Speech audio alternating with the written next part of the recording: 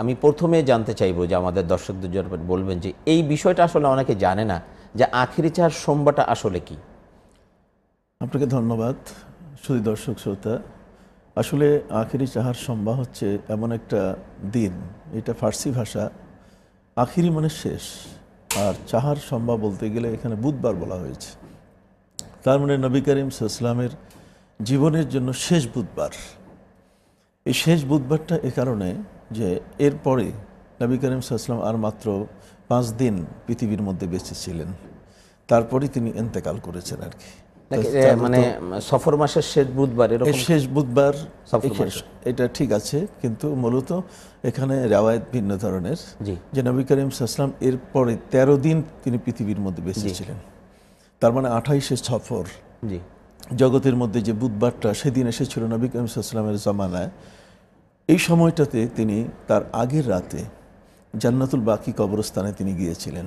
যাওয়ার পরে কবরবাসীদের জন্য তিনি অনেক দোয়াও করেছেন, এবং পৃথিবীর হাল হকিকত সম্পর্কে তার দোয়ার মধ্যে সে কথাগুলো এসছে যে এখন সারা পৃথিবীর মানুষগুলো বিভ্রান্তির পথে যাচ্ছে, তারা কখন ফিরে আসবে, যদি ফিরে আসতে বড় ভালো হতো।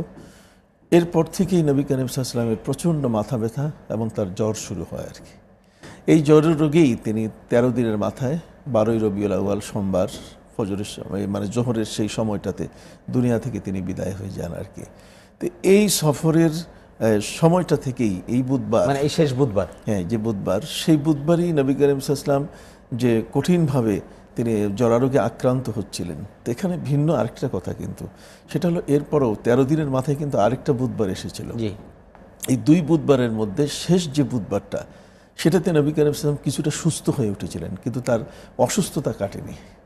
নবী করিম সাল্লাল্লাহু আলাইহি ওয়াসাল্লাম তুলনামূলক একটু সুস্থতা বোধ করছিলেন। তুলনামূলকভাবে সুস্থতা বোধ করায় সেই দিনটিতে নবী করিম সাল্লাল্লাহু আলাইহি ওয়াসাল্লাম তিনি যখনই সুস্থতা বোধ করলেন তখন সাহাবায়ে কেরাম এত খুশি হয়ে গেলেন, এত খুশি হয়ে গেলেন যে নবী করিম সাল্লাল্লাহু আলাইহি ওয়াসাল্লামের অসুস্থতায় মনে হচ্ছিল যে তিনি হয়তো দুনিয়া ছেড়ে যাবেন।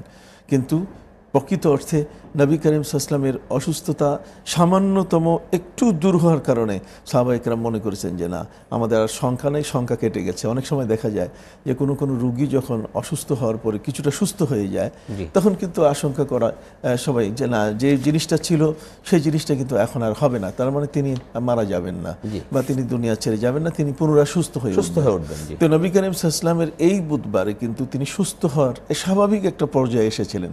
সাহাবায়ে কেরাম খুশি হয়ে তারা দান সাদকা, আল্লাহ রাস্তায় দোয়া মুনাজাত কোনোটাই তারা বাকি রাখেন না। তো সাহাবায়ে কেরামের এই নিংড়ানো ভালোবাসাটা ছিল ঠিক এমনই।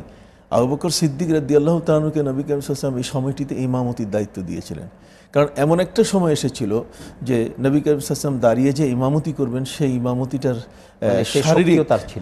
শারীরিক সেই যোগ্যতা ছিল না। মাঝে মধ্যে হযরত আব্বাস নবী করিম সাল্লাল্লাহু আলাইহি ওয়াসাল্লামের কাছে এসে তিনি বললেন যে আমি তো দেখতে পাচ্ছি যে আনসারি যারা তারা হু হু করে কাঁদছে, তাদের মহিলারা পর্যন্ত কাঁদছে। নবী করিম সাল্লাল্লাহু আলাইহি ওয়াসাল্লাম তখন তিনি হযরতে ফজল, হযরতে আলী দুইজনের বাহুর উপরে ভর করে তিনি মসজিদে গিয়েছিলেন। তিনি মিম্বারে দাঁড়িয়ে জাতির উদ্দেশ্যে একটা বক্তব্য দিতে চেয়েছিলেন, কিন্তু সেটা তিনি পারেন নাই।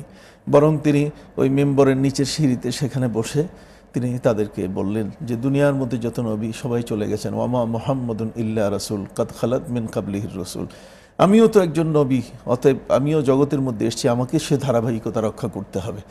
দেখেন কি চমৎকারভাবে মৃত্যুকে মেনে নেয়ার একটা বিশ্বনবীর সেই ভাষণের মধ্যে ফুটে উঠেছে।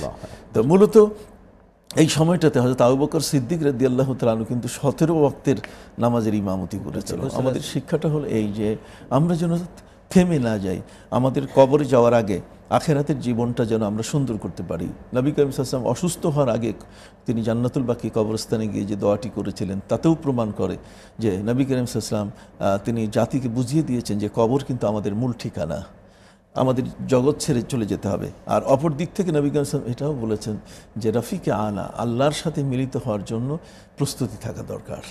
আর যেহেতু মৃত্যু অনিবার্য, কাজে সে প্রস্তুতিটা এখন থেকেই নিলে সবার জন্য উপকার।